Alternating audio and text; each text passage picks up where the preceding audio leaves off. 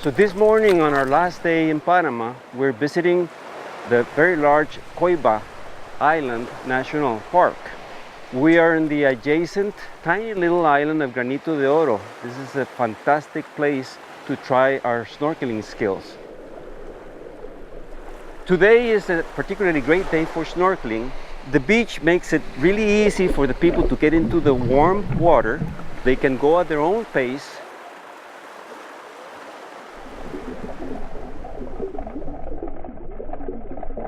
Here in Granito de Oro, there's a very healthy coral reef.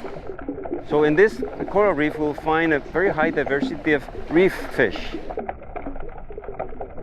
So Coiba National Park is a very important marine corridor. Many of the species need to be able to move through for feeding, for reproduction. So they need a very extensive area to be able to move through. It was fabulous. The natural light was coming into the water and we were able to see the fish up close, bright colors, 2 turtles and one incredibly close to us.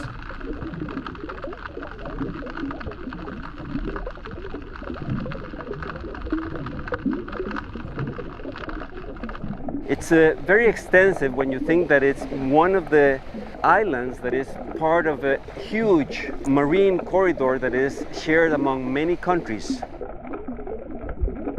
Costa Rica, Panama, Colombia, Ecuador, all together make a very extensive marine corridor that is very important for the protection of the marine life. I appreciate we can get the ship into some very unique and small and isolated places.